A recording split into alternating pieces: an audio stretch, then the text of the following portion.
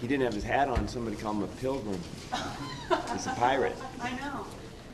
So, Mike, what were you thinking at halftime? Were you thinking this is as weird as it gets? And You know, it seemed like we should have been behind by a lot more than the score. What was it at halftime? Was it tied? Yeah, it seemed like. I mean, I looked up one time with everything that had gone on, and we were close to them, and so I felt actually pretty good about that.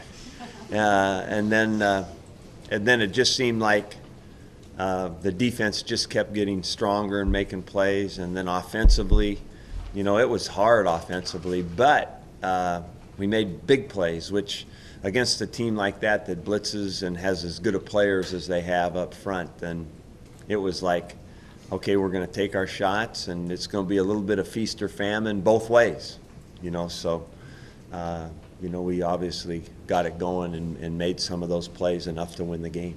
Why Ward over Agnew?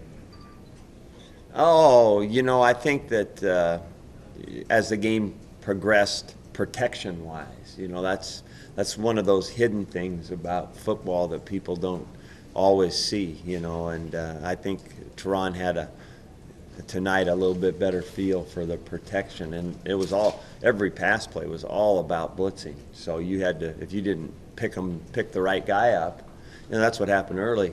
We made some physical errors where we didn't block a guy because the guy beat us.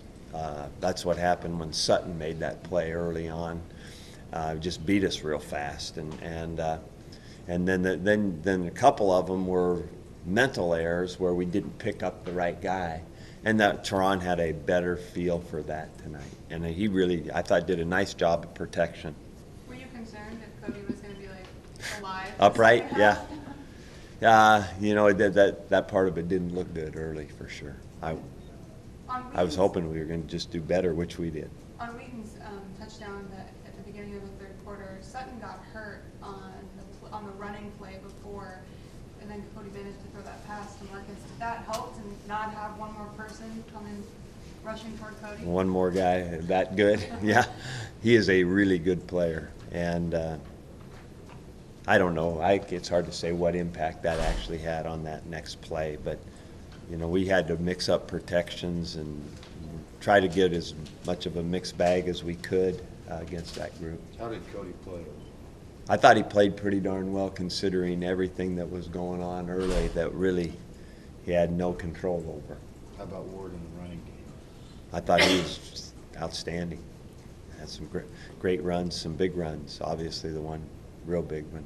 Mike, did you feel that this was the most complete games, particularly in the second half, that your team's played as far as offensive defense? It might have been. It felt like that as we got going in the second half, because I really truly had a lot of respect for Arizona State. I really, I was worried about this game because this team is fast and talented in a hard place, which is the defensive line.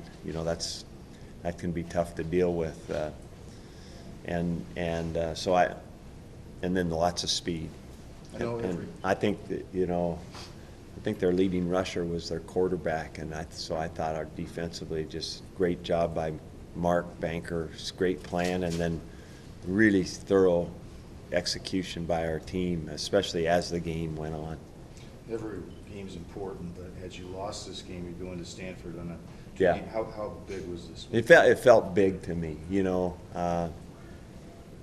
was even one of those deals where I had said to the team, and I'd rarely talk about our record, right? I mean, I don't do that any year, but I didn't want to remind them last night they were 6-1, ranked 11th in the country, and then I asked them, "What are you going to do with it?" And I thought it was a pretty good response because this was a big. They're all big and they've all been hard, but this was a good win. Mike, is this the 8th game this season where it's like we go into the second half and no one has any idea what's going to happen? Do you feel that way too, or did you feel confident? The second half of the game or the season? The second half of the game. Yeah. Like we've gone into every game having no clue what's going to go on. Yeah, I think that's right. You're right. That has been the story of our life this year as much as any year I can remember. The beauty of it is, I guess, for people that watch football, is that they're got to be pretty fun games to watch. You have to stay there if you want to find out what's going to happen. Other than the missed extra point, which I'm sure you were pretty happy about, Romaine had a heck of a game. Yes, he did. Yeah. Yeah. Marcus and Brandon say that they're the best wide receiver duo in the Pac-12. What do you think about that? I do too. I agree totally. Who else could be close? What makes them so good, like those two in particular? Well, I think one of them is they're talented guys. You know, they're fast and Who would win in a race between the two of them? I guess Marcus would. Didn't he win some kind of 100-meter deal last year? Yeah, but did Brandon race him? I think Brandon's running in that deal. I'm not sure. They're fast enough. They're all right.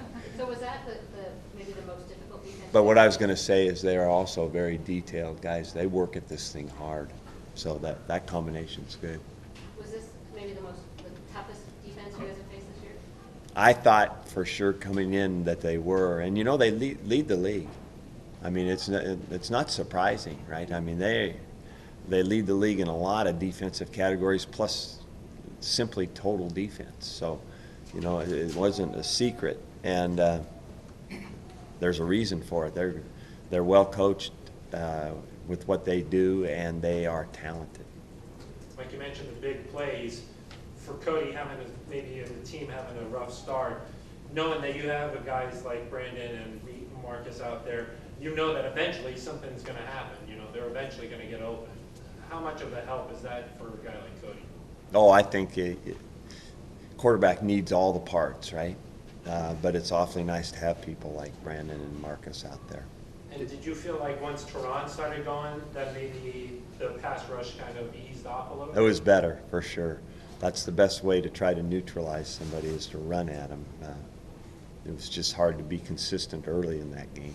Did Storm start the game? No. So he didn't play at all? No. Just wasn't ready to go? Or? No. Was there a concerted effort to run the ball more this game, even with injuries for him? Well, you know, I thought I didn't call enough runs last week. I wasn't going to come out of this game feeling the same way. Tehran's But 53. did you expect that your running game would come from a guy who's averaging less than 2 carries a game this week?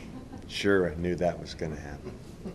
You know, you never know what parts are going to step up, and this team has shown that pretty much throughout. You know, we played that game tonight with without one of our most valuable players, Poyer, and it takes about 4 different people to take his place. And so you take Sean Martin, and then you saw Steve Christian in there, and then you see Marcus returning punts, and then Rashad is the guy that goes down and downs the ball like Jordan normally does. So it truly does take like 4 different people to replace Jordan Poyer, and it was neat to see those other people step up. Coming off the loss and going through the first quarter the way it happened, how impressed were you with the team to be able to rally like that? And that's kind of been a theme throughout the season. Yeah, I think that they're the tough-minded group. I think that's a very, very good point, and that's what I was, besides winning the game, that's what I'm most proud about that night, is the fact that they didn't let that start deter them. You know, that's pretty neat. That's pretty good quality. At what point did you know that Storm wasn't going to be able to go? Oh, sometime we probably after practice, after the walkthrough, we just decided to shut it down. What about He looked pretty good on Wednesday. I think everybody felt pretty good about him playing, but didn't ever get much better. So that's when we decided. What about the decision on Jordan and Adam to just kill him? He's told us the other day that he was going to fight tooth and nail so that He did. Had to hide all his gear. But that was, you know, that's one of those things you sometimes you have to step back and think about what's best to do, not what you would like to see happen, but what's best thing to do. What was up with the unsportsmanlike penalty? What was up with that? Well, we don't know. Was it on you? Were you saying something? Was it an assistant? Was it Poyer on the I sideline? refuse to answer. Anything else for Coach? Thank you. We'll see you. Talk to you tomorrow.